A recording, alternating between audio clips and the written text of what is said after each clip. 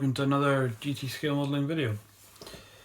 This is going to be another wrap up video and it's going to be on the Bronco A34 Comet, which I recently finished, and it's a 1/35th scale vehicle.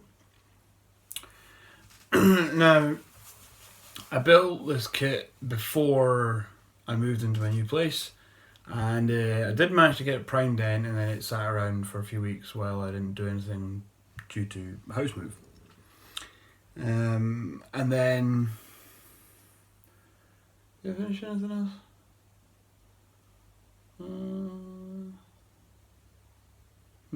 Oh yeah, so I finished the little Edward Spitfire. Mine went blank for a minute there.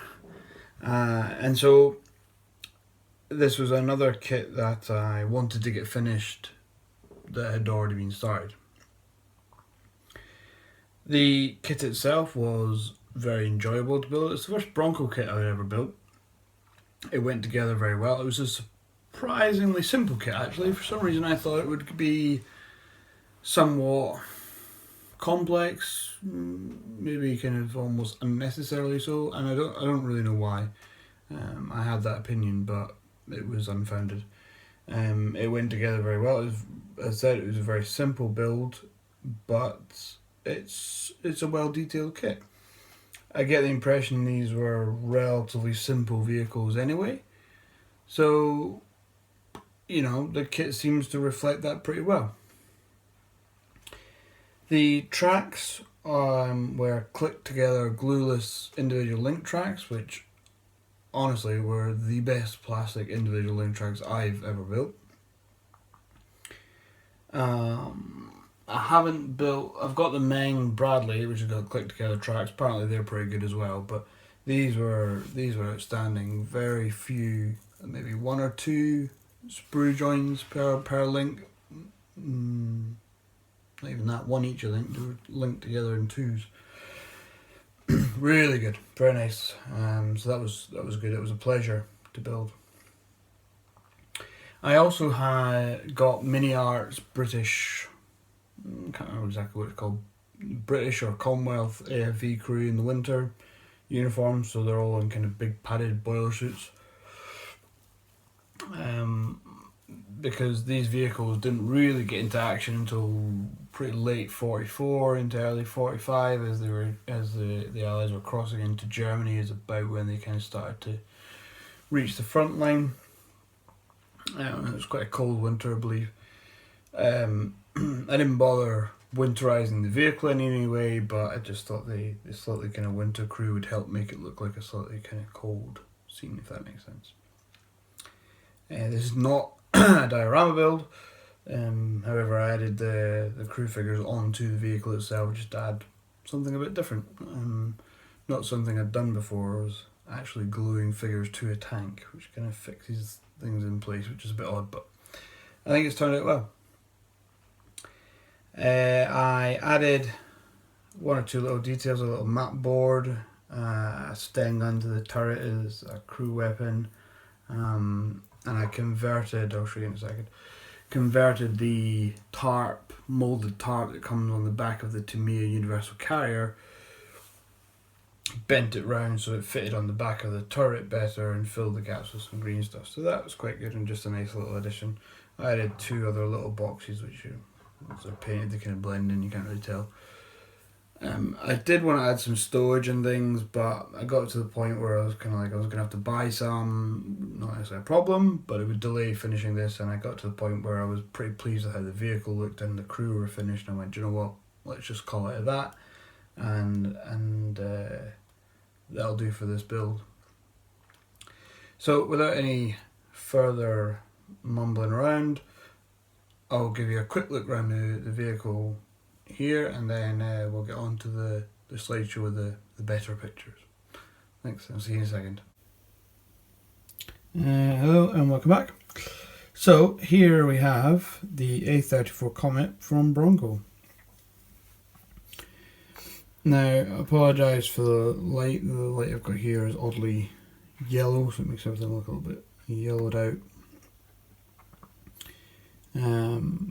you'll see this in proper photos, which will show you this off a little bit better. Here's that tarp I was talking about, and the little mat board, this thing gone up on top of here. So the crew, that's the poses that come in the kit. I don't think he's necessarily meant to be in the turret, but I thought I'd fit him in the turret.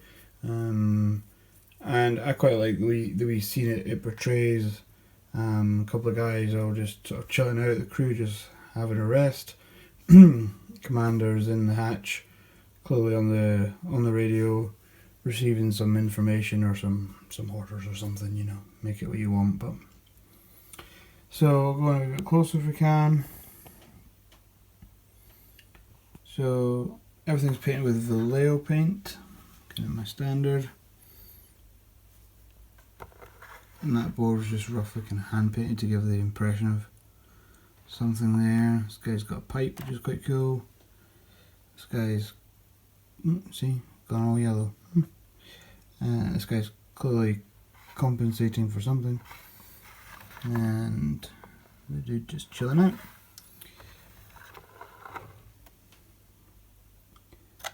So overall, pretty pleased with it.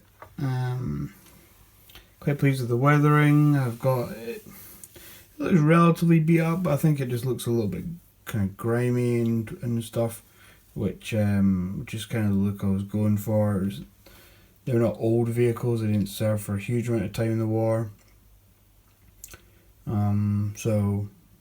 But they were just made from steel, so any kind of chips in the paint and things that weren't repaired, certainly in the kind of wet and muddy conditions that seemed to prevail around Germany in the early part of 1945, would probably, in my opinion, we would have probably kind of facilitated some rather rapid rusting of some parts. So there's some bits where there's some hints of rust. I mean, these are the crew access doors to the front. They hinge out from this side, so they swing along.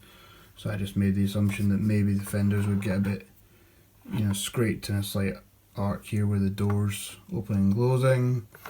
Bit of extra wear just up the front here. Crew heading up and down the front of the vehicle between the headlight guards.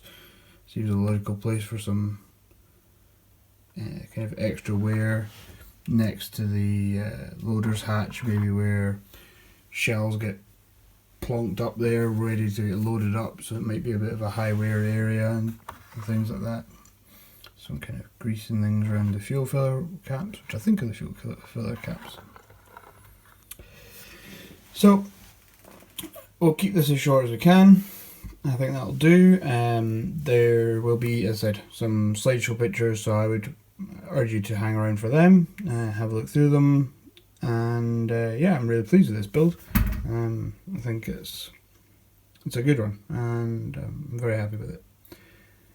Thank you very much for watching. Don't forget to check out my Facebook page, GT Scale Modelling, for other regular updates. I have started my next project, so keep an eye out on there for that. Thanks very much for watching. Leave a comment, and I'll see you in the next video. Bye.